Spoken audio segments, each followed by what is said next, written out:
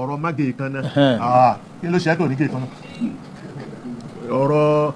mágẹrun alálàájì ló ń bá wí akramakumullah kì í ṣẹni tí ò lọ sí hajj akramakumullah torí nǹkan tó de alálàájì yẹn kò déwọ́ tó wà ń lé torí wo farabọ hajjá bẹ́ẹ̀ ni láàárọ̀ fata ìwọ́n lè ṣe rọ́fúsù akramakumullah pẹ̀lú ìyàwó ẹ̀ akramakumullah láàjì dáàlà ọ̀rọ̀ yàn lè wá ẹ fẹ́ jiyàn kan ẹ jà lọ́nà tó dáa láàfùsù kọ̀ ó gbọ́dọ̀ wu apò kí ó lè wu apò kí ìmọ̀ ni ẹ̀yẹ̀ sí ìdúwọ̀ yẹn kùsù akramakumullah kò bá nǹkan kan jẹ́ nínú iṣẹ́ ẹ̀yin mùsùlùmí ẹ wá pa àṣẹ ànábì tálọ́bà ẹ̀dà aná sí yín tí ẹ wá dìrọ̀ mọ́ ẹ̀tàn jẹ́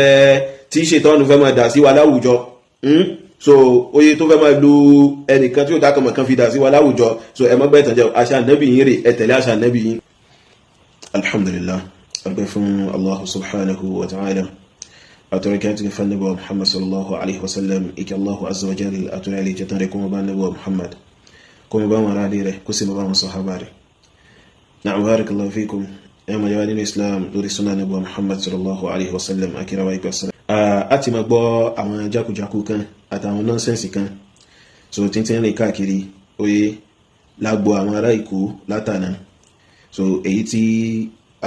the Lagos man tó sọ recently nísìn nípa pé àwọn ẹni tí wọ́n bá lọ sí hajj nìkan àwọn tó bá lọ sí iṣẹ́ hajj nìkan àwọn ni òfin ṣẹ̀ríà sọ pé kí wọ́n má gé irun wọn kí wọ́n sì má gé ìkànnà wọn oye àti tọwọ́ àti tẹsẹ̀ so àti irun abẹ́ wọn ipe ẹni tó fẹ́ pa ẹran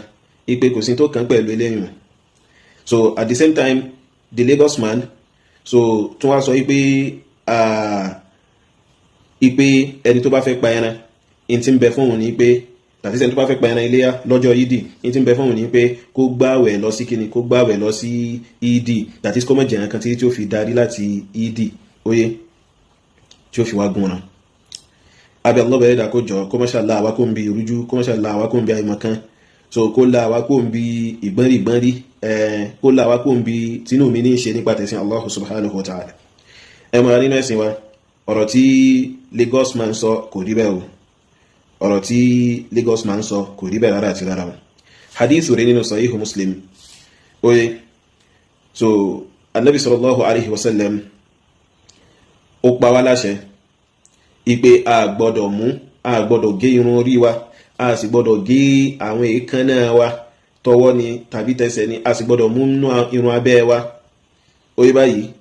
so tó bá ti di pé ọjọ́ kẹwàá àkọ́kọ́ nínú oṣù Dhul-Hijjah tó bá ti di pé wọ́n wọlé fún ẹni tó bá fẹ́ ṣe kíni tó bá fẹ́ pẹ̀ran àṣà Ànábì ni o so orí báyìí al-Imamu Muslim wọ́n gbà wá látọ̀dọ̀ Ummu Salama ìyàwó Ànábì sallallahu alaihi wasallam radiyallahu anha ipe Ummu Salama sọ ipe anna nabiyya sallallahu alaihi wasallam qala ipe òjíṣẹ́ Allah bẹ̀rẹ̀ dà Ànábì sallallahu sọ ipe idha dakhalat al-ashr tí ọjọ́ mẹ́wàá àkọ́kọ́ oṣù Dhul-Hijjah bá wọlé wa arada ahadukum an yudhi tí ìkankan nínú yín wá gbèrò pé òun fẹ́ pa ẹran iléyá fala yamassa min sha'rihi wa basharihi shay'a kó má ṣe mú nínú irun orí rẹ̀ kó sì má ṣe mú óyé báyìí nínú èékánná ọwọ́ rẹ̀ tàbí tẹsẹ̀ rẹ̀ so basharihi bí báyìí àwọn afáàmì tuntun sí pé kó má ṣe mú níbi irun abẹ́ rẹ̀ óyé báyìí àti irun abíyá rẹ̀. náà barakallahu fikum ẹ̀rọ adínà ẹ̀sìn wa lórí fundraising èyí tá ń bẹ̀rẹ̀ fún tààlàwẹ̀ fìrà ilẹ̀ fún ilé kéwú àti fún mọ́ṣálásí gẹ́gẹ́ bá ti ṣìlálà ìlọ́pọ̀lọpọ̀ kọjá sẹ́yìn so táì sọ pé ilẹ̀ náà lọ fún 14 million naira táà sì ti ṣàlàyé ìdí tí owó yìí tó fi di tó yá sí pé a ṣe kí ni a dá padà sí iye tí ó wà nílẹ̀ gangan so pẹ̀lú pé àwọn ẹni tí wọ́n ṣàdéhùn fún ẹ pé wọ́n fún aláwọ̀ owó kan wọ́n fún aláwọ̀ owó náà a sì ti rí wọn títí dì sí so káwọn ẹ̀mọ́ wa gbọ́n rò pé bóyá owó òun ti ń pé lọ oye tí ó wà padà di pé tọ́ àwọn sọ pé owó yìí tó bá rẹ̀ láti tètè ṣe kí ni láti tètè dá padà sí iye tí ń bẹ́ńlẹ̀ so ní àsìkò tá a ṣe kí ni tá a dá padà ṣùgbọ́n lọ́wọ́lọ́wọ́ báyìí adúgbò fọlọ́ bẹ́ẹ̀ dà pé a ti rí ní tó tó 6,133,000 naira tó ń túmọ̀ sí pé tó kún wájú wa ní ìsìn bí 7,867,000 naira òun ló kún wájú wa báyìí ààrẹ yìí tálọ́ bẹ́ẹ̀ dà bá ṣe gbà láyé fún nínú arziki ẹ má ṣe bàbá dá sí àkáǹtì wa 0045790267 Unity Bank Shehu Ahmad Yusuf kálọ́ bẹ́ẹ̀ dà kó má ṣàṣàn nǹkan kò wá ní ẹ̀sán olórí. bákan náà Imam Muslim gbà wá oye nínú riwaya mi látọ̀dọ̀ Ummu Salama qala ibo Ummu Salama sọ pé idha dakhala al-ashru wa indahu udhiyya ipe dájú Ànábì sallallahu oye so tí ọjọ́ kẹwàá àkọ́kọ́ ọjọ́ mẹ́wàá àkọ́kọ́ ní oṣù zulhijja tó bá wọlé yuridu an yudhiya tó sì gbèrò àti ṣe kíni àti pa ẹran iléyá fala ya'khudhan ipe idha dakhala al-ashru wa indahu udhiya ipe tí ọjọ́ mẹ́wàá àkọ́kọ́ oṣù zulhijja bá wọlé tí in tí ó sì fi pa iléyá ẹran tí ó fi pa iléyá tó sì ti wà ńlẹ̀ fún àbíkẹ́ tó lérò pé òun ó pa ẹran iléyá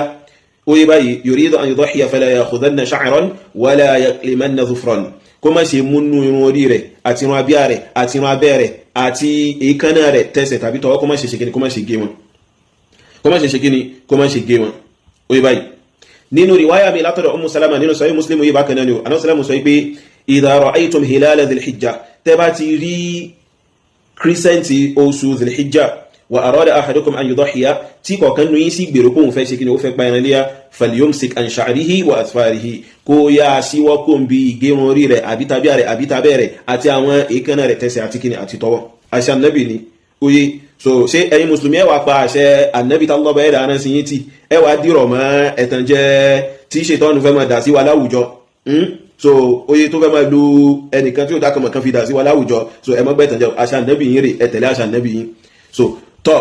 àdísù wípé ẹni tí ó bá fẹ́ pa ẹran iléyá ó yé báyìí kó má jẹun lọ sí ìdí tí ó fi padà wá so àdísù yẹn so kò tún wá lẹ́sẹ̀ ńlẹ̀ tó àdísù eléyìí tánà sẹ́lámù fi sọ wípé kẹ́ni tó fẹ́ pa ẹran iléyá kó má kìí kó má gé irun orí rẹ̀ irun abẹ́ rẹ̀ irun abíyá rẹ̀ àti kíni àti àwọn ìkánná rẹ̀ so kò lẹ́sẹ̀ ńlẹ̀ tó rárá àti rárá so but òun náà so àdísù ń bẹ fún nínú Sunanu Tirmidhi ó yé báyìí so kí Allah bẹ̀rẹ̀ dá kó mẹ́sà ṣe kíni kó mẹ́sà ṣe dáadáa fún ẹnìkọ̀ọ̀kan wa kó sì fi àwọn ẹni tí wọ́n sọ̀sọ̀ kó sọ bẹ́ẹ̀ kó fi wọ́n mẹ́nà na'am barakallahu fikum.